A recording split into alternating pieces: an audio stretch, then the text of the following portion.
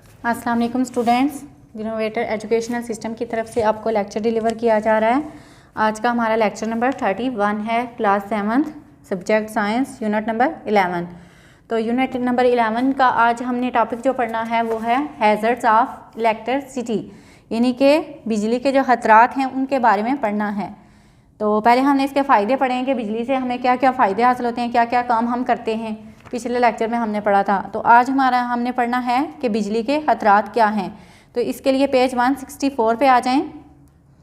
Hazards of electricity. Major threat to human from electricity is electric shock, कि इंसान को बिजली का सबसे बड़ा खतरा क्या है? Electric shock.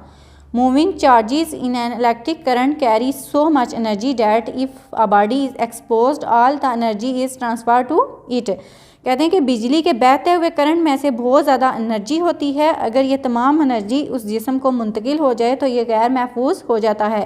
एक्सपोज्ड मीन क्या होता है कि गैर महफूज हो जाता है, कि यानी कि बिजली के बहते हुए करंट में से बहुत ज़्यादा एनर्जी होती है, तो अगर ये किसी जिस्म से की तरफ मुंतकिल हो जाए तो इससे वो क्या हो जाता है? गैर महफूज हो जाता है, उसे बहुत ख़तरा होता है।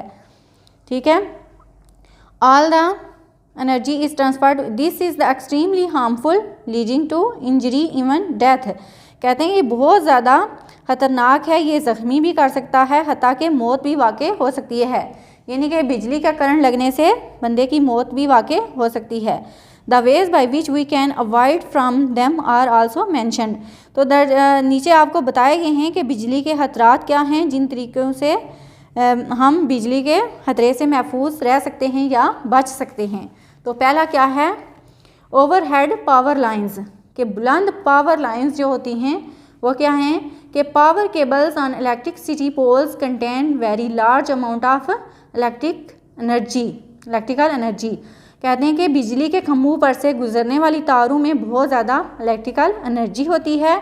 It is extremely dangerous to touch them, तो इसको छूना बहुत ज़्यादा ख़तरनाक साबित हो सकता है। During rain stay away from electricity pole, के बारिश के दौरान हमें बिजली के खंभों यानी इलेक्ट्रिसिटी पोल्स क्या होते हैं, बिजली के जो खंभे होते हैं उनसे दूर रहना चाहिए। ठीक है, कि जब बारिश वगैरह हो रही हो तो हमें बिजली के जो खंभे हैं उनसे दूर रहना चाहिए। दोबारा सुन लें, ओवरहेड पावर लाइन्स का क्या है कि बिजली के खंभों पर से जो गुजरने वाली जो तारें होती हैं वो बहुत ज़्यादा उनमें इलेक्ट्रिकल एनर्जी होती है, तो अगर हम उनको छुएं तो ये हमारे लिए बहुत ज़्यादा ख़तरनाक हो सकता है। ख़ास तौर पर जब बारिश हो रही होती है तो हमें बिजली के खंभों से दूर रहना चाहिए। ठीक है।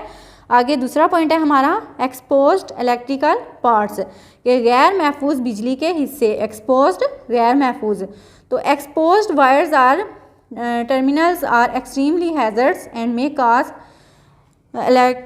Electrocution if touched. कहते हैं कि बिजली के नंगे तार या टर्मिनल्स बहुत ख़तरनाक होते हैं अगर हम इनको छू जाएं। तो इससे क्या होता है? इलेक्ट्रोक्यूशन इफ़ टच, यानी कि इससे हमें बरकी झटका लगता है, बिजली का झटका लगता है। Never use a panel that has exposed wire, तो हमें कभी भी बिजली के नंगे तारों वाले पैनल को हाथ नहीं लगाना चाहिए।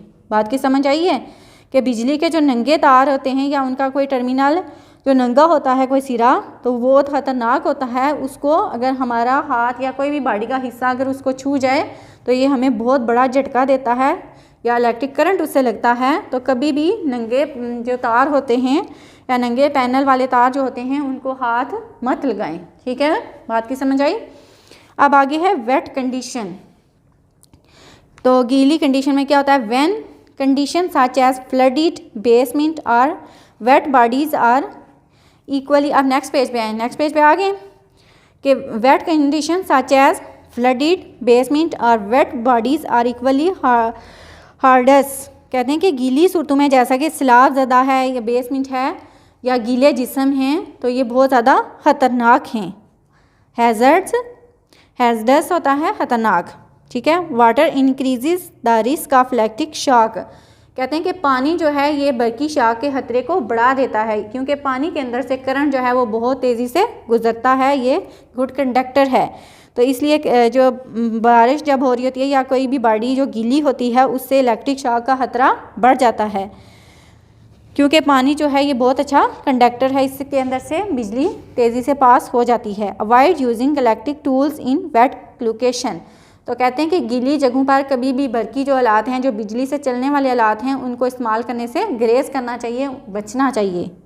बात की समझ आई है कि गीली सूरतें जैसे कि सैलाब ज़्यादा बेसमेंट है कोई, या फिर कोई गीला जिस्म है, तो वो हमारे लिए ख़तरनाक हो सकते हैं, क्योंकि पानी के अंदर से जो बरकी शाख है वो पानी इसके खतरे को बढ़ा देता है, क्योंकि पानी जो है ये बहुत अच्छा कंडक्टर है, इसके अंदर से बिजली बहुत तेज़ी से पास हो जाती है। तो हमें गीली जगहों पर बरकी आलात को इस्तेमाल करने से ग्रेज़ करना चाहिए। ठीक है, अब आगे है डैमेज इंसुलेशन। इंसुलेशन का पता है आपको क्या है कि आपने बिजली की तार देखी होगी कि उसके ऊपर प्लास्टिक जो है वो चढ़ा होता है। आपने घर में इस्त्री की तार देखी होगी, उसके ऊपर थ्रेड भी जो होता है, थ्रेड के अंदर आप उसको देखें तो प्लास्टिक चढ़ा होता है और उसके नीचे तार होती है। तो ये जो तार के ऊपर कवरिंग होती है इसको क्या बोलते हैं? इंसुलेशन। ठीक है, तो डैमेज इंसुलेशन, ख़राब insulation. Defective or inadequate insulation is hardest for us to, कहते हैं कि नाकस या ख़राब इंसुलेशन जो है ये भी हमारे लिए नुकसानदेह है। It exposes the current carrying copper wires, तो इनमें से कॉपर करंट वाली तारें होती हैं। Therefore never use tools or extensions cord with damage insulation, तो कहते हैं कि ख़राब इंसुलेशन वाली तारों के साथ जो औजार होते हैं, एक्सटेंशंस या कार्ड्स जो होते हैं, उनको इस्तेमाल ना करें।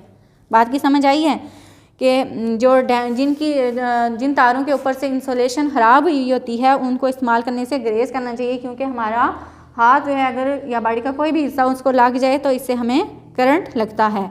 तो कभी भी ख़राब इंसुलेशन वाली तार को इस्तेमाल ना करें। बात की समझ आ गई है? ये बहुत इंपॉर्टेंट टॉपिक है आपका कि बिजली के खतरों से हम कैसे महफूज रह सकते हैं। पहले हमने पढ़ा है कि ओवरहेड पावर लाइंस के जो बिजली के खंभों की जो तारें होती हैं उनको नहीं छूना चाहिए। ठीक है, दूसरा हमने पढ़ा है कि गैर महफूज बिजली के जो हिस्से होते हैं उनके सिरों को नहीं छूना चाहिए, क्योंकि इससे हमें बहुत बड़ा झटका लग सकता है बिजली का। और गीली जगहों पर भी हमने जो है करंट वहाँ पे ज़्यादा होता है, क्योंकि पानी जो है ये पानी के अंदर से करंट ज़्यादा तेज़ी से गुजरता है और वहाँ पे भी हमें नहीं जाना चाहिए। और डैमेज इंसुलेशन यानी कि जिस तार की इंसुलेशन ख़राब हुई होती है उसको भी हमें हाथ नहीं लगाना चाहिए। ठीक है, तो आज के लिए इतना ही काफ़ी है। अल्लाह हाफिज़।